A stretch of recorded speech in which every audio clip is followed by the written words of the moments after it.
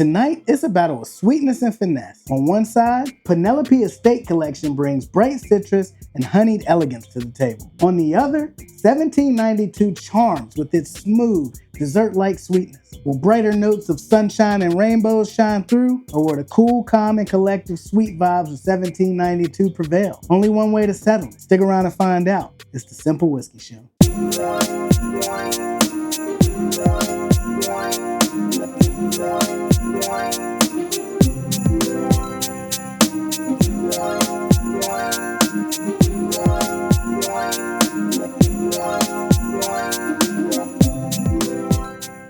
Happy holidays and welcome to day 12 of the 12 Days of Whiskey.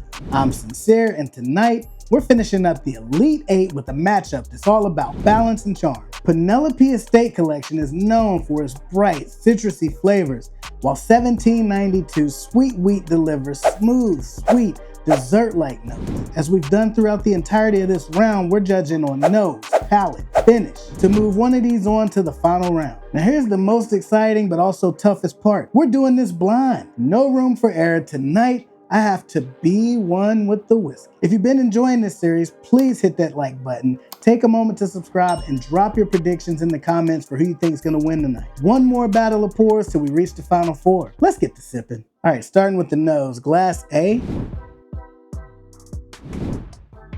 Bright nose on this one, orange peel, a little bit of nectarine, and a sweet honey note lead the way. A slight hint of toasted oak to finish this thing out. Let's see what we get on B. This one, a bit softer on the nose, very sweet. Strong vanilla note, warm caramel, and a little bit of a floral note on the back end of this one. I'm excited to try both of these. Let's try A. Right off the bat on this one, I get the note of peach rings, like the candy. And it sweetens out a little bit, turning into like a creme brulee note with just a smidge of spice. Very warm, extremely sippable, not overpowering at all. And the finish on this is very smooth. I get faint notes of like a honey bun, sweet caramel, a little bit of oakiness, not too much. Overall, really good pour. Let's dive into B. This is extremely smooth as well. I get a sweetness on this, almost like the sugared donuts you get at a Chinese restaurant, like the deep fried sugared donut roll, the donut hole things. I get some sort of a vanilla cream or maybe even a vanilla pudding note, and a noticeable amount of caramel on the back end, but the finish on this is extremely nutty. All right, let's jump back in for a quick second sip so we can pick a winner. Glass A. Yeah, definitely get a huge burst of peach, maybe even a little bit of apricot, and then the spice dies down, but once you've went through a couple of sips, that spice note tends to go away. Even that creme brulee note is still there, but not as prominent. Rings true to what I got on the first sip, so let's try a second sip of B. I'm still getting that fried dough note on this one. And I think that's more of what I picked up the first time. When I think in terms of those donuts at the Chinese restaurant or the little donut balls, it's the friedness of that dough more so than the sugar on the outside of it that I get on this. And then that finish that just shows through all of that vanilla custard. Like when I go to a Chinese restaurant and I get those, I like to actually dip those in the vanilla pudding. This is like a perfect mix of my Chinese restaurant dessert heaven. And with that said, I think I have a winner. Glass A just had such a burst of flavor at the initial sip that just overwhelms the palate in a good way. Glass B had a super sweet fried dough note that I really enjoyed, but something about this one wowed me a little bit more. So the winner of tonight's match, man, I gotta stop writing so small or just wear my glasses in the video. The one that's going home then, 1792, so that means the winner, Penelope Estate Collection 9 year.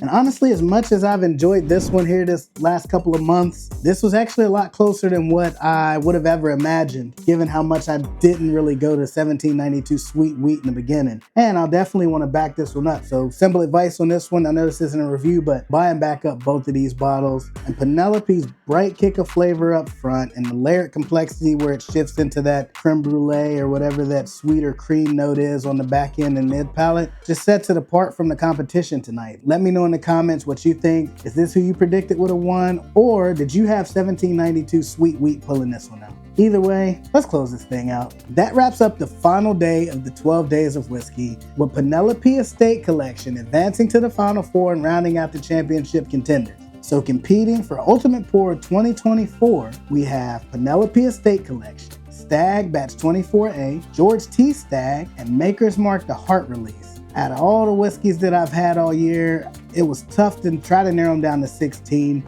I'm sure that there are a lot of things out there that I didn't have a chance to try, and I'm also sure that there are a lot of things even on my shelf that I just didn't have time to get to when trying to pare it down to 16 so we could battle this thing out over 12 days. So make sure you tune in on New Year's Eve to see who we crown Ultimate Pour 2024, at least in my opinion. If you've enjoyed this matchup, don't forget to check out the complete series before tuning in to the finale on New Year's Eve. And after all of that, I'll leave you with this. The holidays remind us that every bottle, just like every moment, is worth savoring. Whether it's the bold or the sweet, it's the memories that make up what matters. So here's to full glasses, bold, rich, and sweet stories, and keeping it simple.